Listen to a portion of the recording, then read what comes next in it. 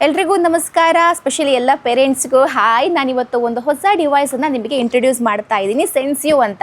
So ನಾನು ಬ್ರ್ಯಾಂಡನ್ನು promote ಮಾಡ್ತಾ ಇಲ್ಲ, ಅದ್ರ ಬದಲಾಗಿ ಈ ಒಂದು ಡಿವೈಸನ್ನು ಇಂಟ್ರೊಡ್ಯೂಸ್ ಮಾಡ್ತೀನಿ. ಈ ಡಿವೈಸಿಂದ ತುಂಬ ಹೆಲ್ಪ್ ಆಗುತ್ತೆ. ಸ್ಪೆಷಲಿ ಫಸ್ಟ್ ಟೈಮ್ ಪೇರೆಂಟ್ ಆಗ್ತಾ ಇದ್ದೀವಿ ಅನ್ನೋರಿಗೆ ತುಂಬ ಕನ್ಫ್ಯೂಷನ್ ಇರುತ್ತೆ.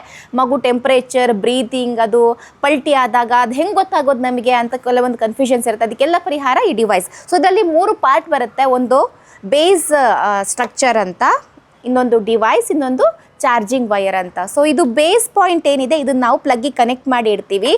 ಈ ಏನು ಡಿವೈಸ್ ಇದೆ, ಈ ಡಿವೈಸನ್ನು ಮಗು ಡೈಪರ್ ಒಳಗಡೆ ನಾವು ಈ ಥರ ಕನೆಕ್ಟ್ ಮಾಡ್ತೀವಿ. ಸೊ ಈ ಥರ ಕನೆಕ್ಟ್ ಮಾಡಿದಾಗ ಮಗುವಿನ ದೇಹದ ಟೆಂಪರೇಚರನ್ನು ಇದು ಚೆಕ್ ಮಾಡಿ, ಸೊ ಮಗುದು ಬಾಡಿ ಟೆಂಪರೇಚರ್ ಹೇಗಿದೆ, ಬ್ರೀತಿಂಗ್ ಹೇಗಿದೆ, ಇದನ್ನೆಲ್ಲ ಕೂಡ ನಿಮಗೆ ಡಾಟಾ ಕೊಡ್ತಾ ಹೋಗುತ್ತೆ. ಸೊ ಇದರದ್ದು ಯೂಸಸನ್ನು 1 by 1 ನಾನು ನಿಮಗೆ ಹೇಳ್ತಾ ಹೋಗ್ತೀನಿ. ಸೊ ನೋಡಿ, ಇದು ಸೆನ್ಸ್ಯೂ ಅನ್ನುವಂಥ ಪ್ರಾಡಕ್ಟ್. ಇದಕ್ಕೆ ಅಮೆಝಾನಲ್ಲಿ ಬಹುಶಃ ಈಗ ನಾನು ಚೆಕ್ ಮಾಡಿದಾಗ 26K ರೂಪೀಸ್ ಇದೆ. ನಿಮಗೆ ಕಾಸ್ಟ್ಲಿ ಅಂತ ಅನಿಸುತ್ತೆ, ಬಟ್ ತುಂಬ ಸಹಾಯ ಆಗುತ್ತೆ ಈ ಡಿವೈಸ್. ಸೊ 15 to 30K ಒಳಗಡೆ ಬೇರೆ ಬೇರೆ ಬ್ರ್ಯಾಂಡ್ನ ಈ ಥರ ಡಿವೈಸ್ಗಳು ನಿಮಗೆ ಸಿಗುತ್ತೆ, ನೀವು ಚೆಕ್ ಮಾಡ್ಕೋಬಹುದು. ಸೊ ನಾನೀಗ ಯೂಸಸ್ 1 by 1 ನಿಮಗೆ ಹೇಳ್ತಾ ಹೋಗ್ತೀನಿ. ಸೊ ನ್ಯೂ ಬಾರ್ನ್ ಬೇಬಿಗೆ ಕೋಲ್ಡ್ ವೆದರಲ್ಲಿ ಮಗುಗೆ ನಾವು ಹಾಕಿರುವಂಥ ಬ್ಲ್ಯಾಂಕೆಟ್ ಸಾಕಾಯ್ತಾ ಅಥವಾ ಓವರ್ ಬ್ಲ್ಯಾಂಕೆಟ್ ನಾವು ಹಾಕಿದೀವಾ ಅಂತ ಕನ್ಫ್ಯೂಷನ್ ಇರುತ್ತೆ. ಸೊ ಓವರ್ ಬ್ಲ್ಯಾಂಕೆಟ್ ಆದಾಗ ಮಗು ಬಾಡಿ ಟೆಂಪರೇಚರ್ ಜಾಸ್ತಿ ಆಗುತ್ತೆ. ಆ ಟೈಮಲ್ಲಿ ಇದು ಅಲರ್ಟ್ ಮಾಡುತ್ತೆ. ಸೊ ಸೆನ್ಸ್ಯೂ ಅನ್ನುವಂಥ ಆ್ಯಪ್ ಇರುತ್ತೆ. ಆ್ಯಪನ್ನು ನೀವು ಫೋನಲ್ಲಿ ಇನ್ಸ್ಟಾಲೇಷನ್ ಮಾಡ್ಕೊಳ್ತೀರಿ. ಈ ಟೆಂಪರೇಚರ್ ಜಾಸ್ತಿ ಆದಾಗ ನಿಮಗೆ ಅಲರ್ಟ್ ಕೊಡುತ್ತೆ. ಒಂದು ಬೇಸ್ ಸ್ಟೇಷನಲ್ಲೂ ಕೂಡ ನಿಮಗೆ ಅಲರ್ಟ್ ಆಗುತ್ತೆ, ನಿಮ್ಮ ಫೋನಲ್ಲಿ ಕೂಡ ಅದು ಅಲರ್ಟ್ ಸೈರನ್ ಕೊಡುತ್ತೆ. ಸೈರನ್ ಕೊಟ್ಟಾಗ ನೀವು ಅಲರ್ಟ್ ಆಗ್ತೀರಿ, ಅದರ ಅರ್ಥ ಏನೋ ಆಚೆ ಈಚೆ ಆಗಿದೆ ಅಂತ. ಹಾಗಾಗಿ ಒಂದು ಲೆವೆಲ್ಗಿಂತ ಟೆಂಪರೇಚರ್ ಡೌನ್ ಆದರೂ ಕೂಡ ನಿಮಗೆ ಇದು ಅಲರ್ಟ್ ಕೊಡುತ್ತೆ. ಟೆಂಪರೇಚರ್ ಜಾಸ್ತಿ ಆದರೂ, ಟೆಂಪರೇಚರ್ ಲೋ ಆದರೂ ಕೂಡ ಈ ಡಿವೈಸ್ ನಿಮಗೆ ಅಲರ್ಟ್ ಕೊಡುತ್ತೆ ಬೇಸ್ ಸ್ಟೇಷನ್ ಆ್ಯಂಡ್ ಫೋನಲ್ಲಿ.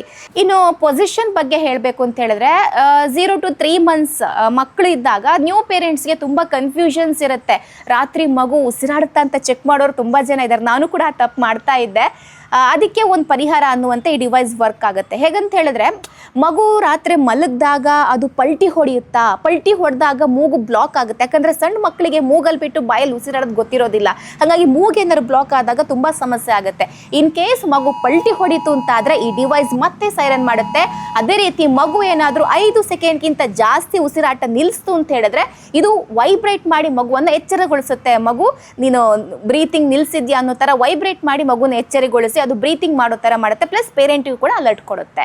ಮಕ್ಕಳಲ್ಲಿ ರೇರ್ ಆಗಿರುವಂಥ ವಿಚಾರ ಅಂತ ಹೇಳಿದ್ರೆ ಅಪ್ ಟು 6 months SIDS ಅಂತ ಹೇಳ್ತೀವಿ, ಅಂದರೆ ಸಡನ್ ಇನ್ಫೆಂಟ್ ಡೆತ್ ಸಿಂಡ್ರೋಮ್ ಅಂತ.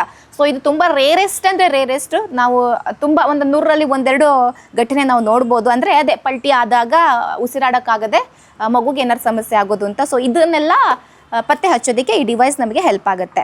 ಇನ್ನು ಬ್ರೀತಿಂಗ್, ಚೆಸ್ಟ್ ಕಂಜೆಷನ್ ಅಂತ ಬಂದಾಗ ಮಕ್ಕಳಲ್ಲಿ ತುಂಬ ದೊಡ್ಡ ಸಮಸ್ಯೆ, ಕಾಮನ್ ಸಮಸ್ಯೆ ಅಂದರೆ ಚೆಸ್ಟ್ ಕಂಜೆಷನ್ ಅಂತ. ಸೊ ಆ ಟೈಮಲ್ಲೂ ಕೂಡ ಬ್ರೀತಿಂಗ್ ರೇಟ್ ಅಥವಾ ರೆಸ್ಪಿರೇಟರಿ ರೇಟ್ ಅಂತ ಏನಿದೆ ಅದು ಒಂದು ಇಂತಿಷ್ಟು ಲೆವೆಲಲ್ಲಿ ಇರಬೇಕು ಅಂತ ಇದೆ. ಸೊ ಅದಕ್ಕಿಂತ ಜಾಸ್ತಿ ಹೋದರೆ, ಅದಕ್ಕಿಂತ ಕಮ್ಮಿ ಇದ್ದರೆ ಕೂಡ ನಿಮಗೆ ಇದು ಅಲರ್ಟ್ ಮಾಡುತ್ತೆ.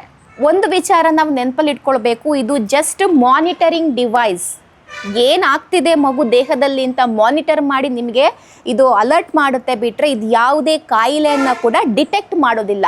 ಅಥವಾ ಇನ್ ಕೇಸ್ ಮಗುಗೇನಾದ್ರು ಟ್ರೀಟ್ಮೆಂಟ್ ಕೊಡ್ತಾ ಇದ್ರಿ ಅಂತ ಸಂದರ್ಭದಲ್ಲಿ ಇದನ್ನು ಮಗು ಬಾಡಿ ಟೆಂಪರೇಚರ್ನ ಕೂಡ ನೀವು ಚೆಕ್ ಮಾಡೋದಕ್ಕೆ ಬಳಸ್ಕೊಳ್ಬೋದು. Again I am telling you, ಇದು ಯಾವುದೇ ಬ್ರ್ಯಾಂಡನ್ನು ನಾನು ನಿಮಗೆ ಪ್ರಮೋಟ್ ಮಾಡ್ತಾ ಇಲ್ಲ, ಬದಲಾಗಿ ಇಂಥ ಒಂದು ಒಳ್ಳೆ ಪ್ರಾಡಕ್ಟ್ ಇದೆ, ಮಕ್ಕಳಿಗೆ ಯೂಸ್ ಆಗುತ್ತೆ. ದಯವಿಟ್ಟು ಈ ಥರ ಪ್ರಾಡಕ್ಟ್ ನಿಮಗೇನಾದರೂ ಇಕೊನಾಮಿಕಲಿ ಫ್ರೆಂಡ್ಲಿ ಅಂತ ಅನಿಸಿದ್ರೆ ಬೈ ಮಾಡಿ. Thank you.